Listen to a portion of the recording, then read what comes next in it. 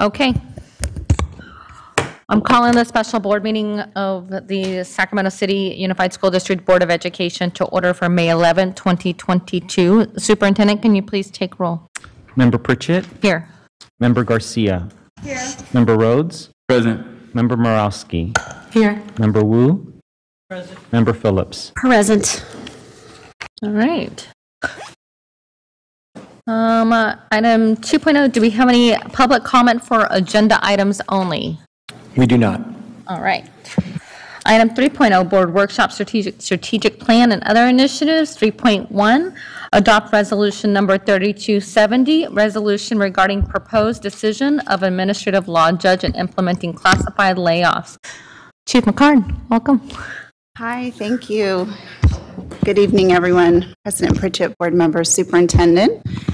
Hopefully you can hear me okay. We are going to thank you. Before you tonight is the resolution to approve the proposed decision from the administrative law judge. So you saw the beginning of this resolution proposal when we met at the beginning of March for the preliminary notices. So we're coming back now to share with you what's happened and to share the final. So we'll talk about the timeline, what's happened March through May, and then final notices and where we are. I don't think I'll use acronyms, but just in case I do, they're listed here. ALJ, Administrative Law Judge. I'll really try not to do that one, although I think about that one a lot. As a reminder, the budget development staffing process that starts in really December with sites and departments getting their information, their staffing allocations from the business office, with meetings that take place in January and February with sites and departments and stakeholders. In February, with the gathering and analysis, initial analysis of that data, looking over attrition that's happened, and then the board meeting in March, where this year, Resolution 3254, we brought forward a recommendation which you approved for reduction. That resulted in 106 notices going out, and we were really clear then and trying to be really clear that no employee would lose a position in the district in terms of employment. Everybody remains employed, but not necessarily in the same position. April, the hearing, and here we are in May. So just a little reminder about Assembly Bill 438. It changed how we do classified layoff process. Before, we would come to you once, and we would go through the process, issue notices 60 days, and that would be the end. This process, as you can see on the right-hand side, added in some additional rights for employees, the big one being a right to a hearing and a final layoff notices. So they get a preliminary in March and the final in May. So that's what happened. As we went through the hearing, you can see just a reminder here of what we brought forward to you. We were looking at just over 86.5 FTE being reduced. Of course, looking at the vacant positions, looking at the asterisks, as you might recall, for positions that were being closed, but where we did not intend to notice an employee, and go through those bumping rights. So what's happened since then is we did move forward and issue notices prior to March 15th. 106 of those went out, and employees then had an opportunity to request a hearing. Of those 106, 7 timely requested a hearing, saying, I want to go through with that process.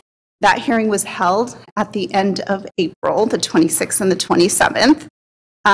And of the 7 who said, I want a hearing, they then needed to submit a notice of participation, saying, yes, I'm going to go ahead and participate.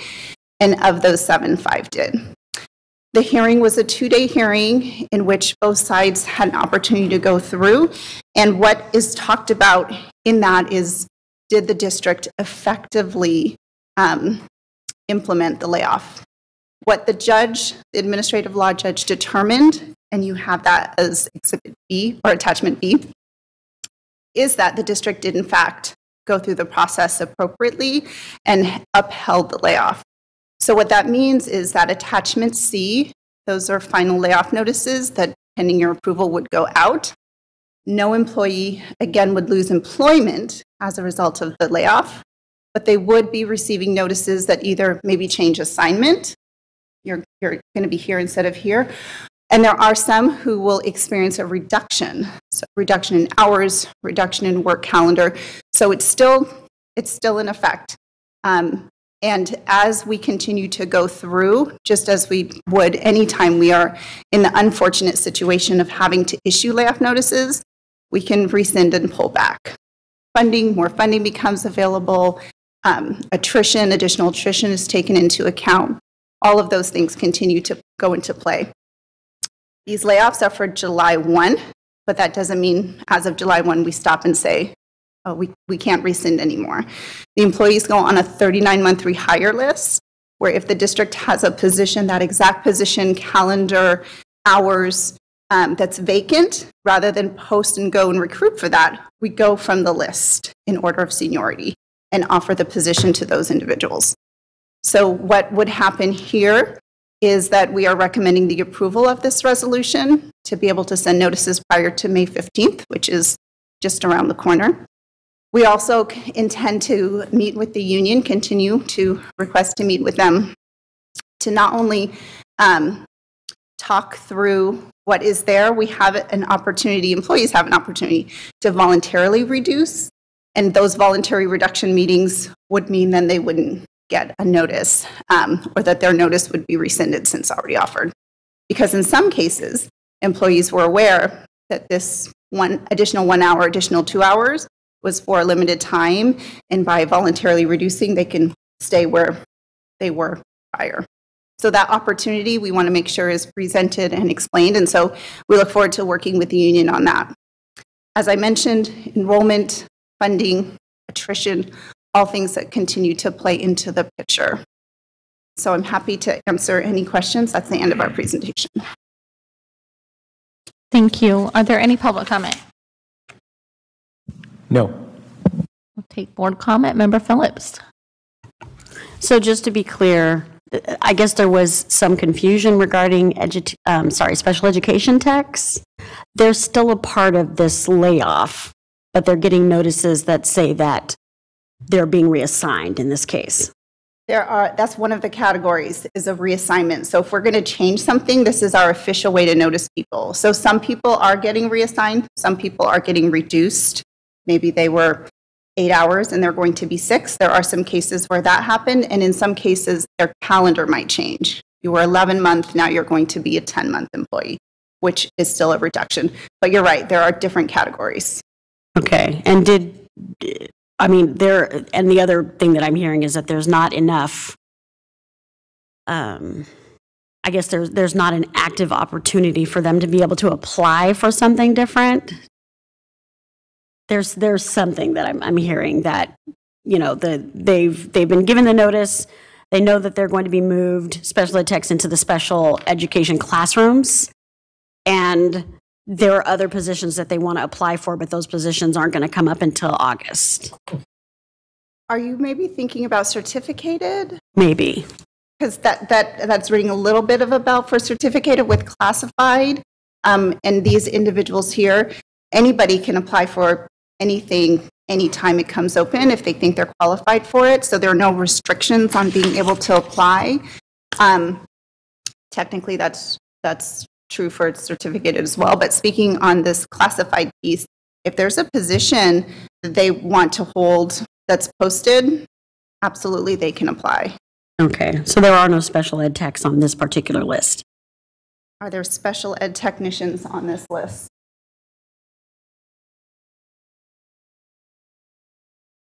We can double, triple confirm if there are special ed techs being maybe moved from one location to the next. You can correct me.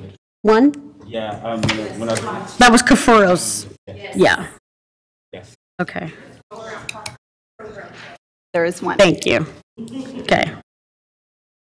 This is the HR staff, parts of HR staff that do the hard work of the analysis, so thank you.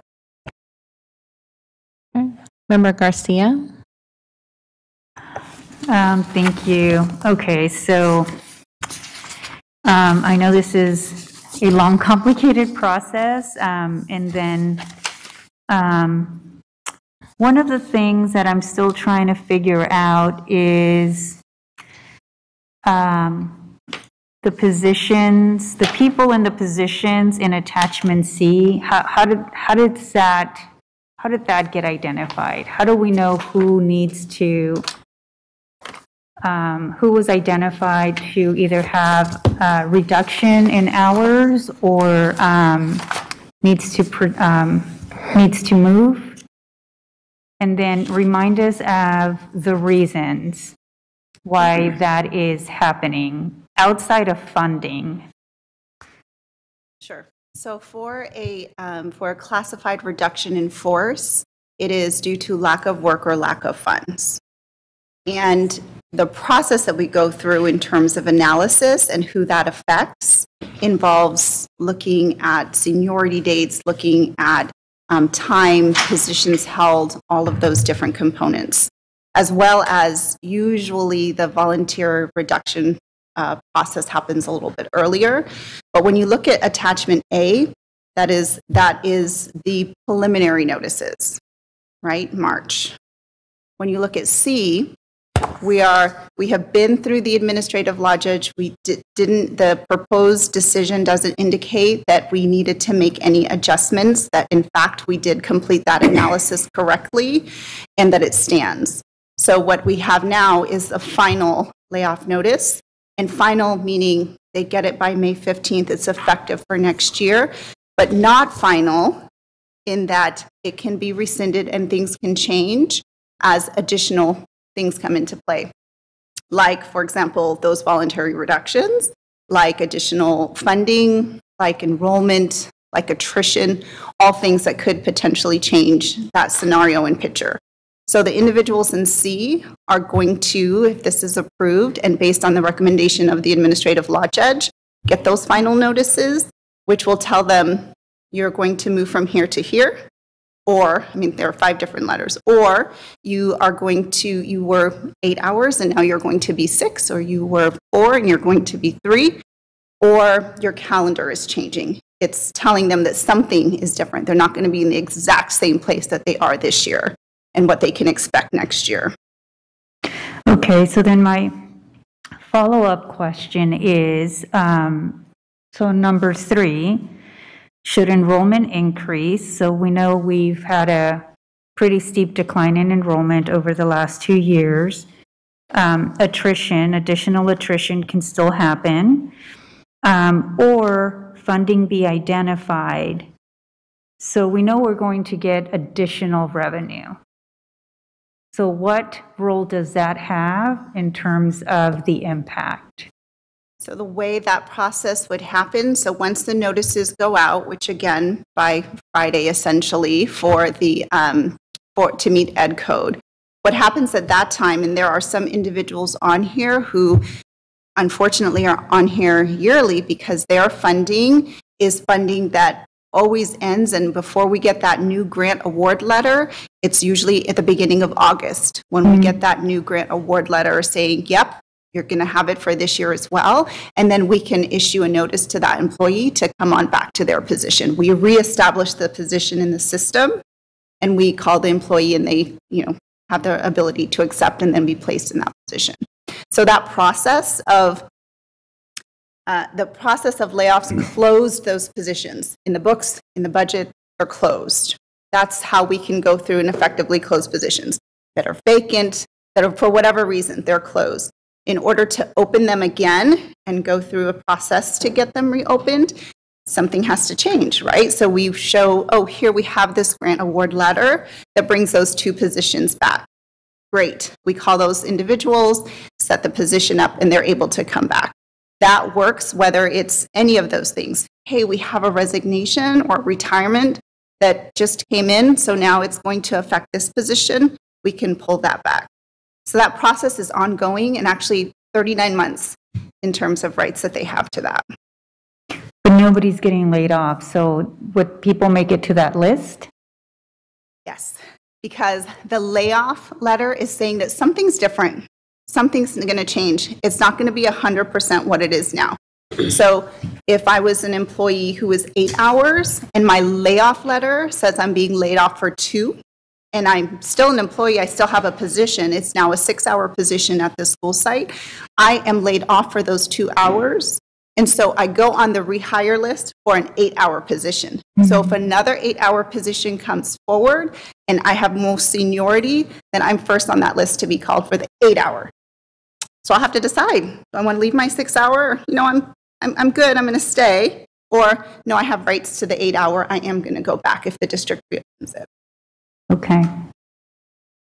So we've never been through this process before. So that's why I'm asking a lot of questions, because it's the first time that it looks different, at least in the time that I've been here. And it's a much better place to be, which means that nobody loses their job. And in the past, unfortunately, we haven't been able to say that. Right. So it's not that all the individuals are still employees of the district. It just doesn't look exactly the way it looks right now for this school year. All right, do we have any additional board comments? No? All right. I will take a motion to adopt resolution number 3270. I have a motion. Can I get a second? All right. Superintendent, roll call. Member Pritchett? Aye. Member Garcia? Member Garcia? Yes. Member Rhodes? Aye. Member Morowski? Aye. Member Wu? Member Phillips? All right, thank you. Thank you. Thank you, Concy. All right, with that, we will move to closed. If I can just mention, board members, I just want to congratulate Constance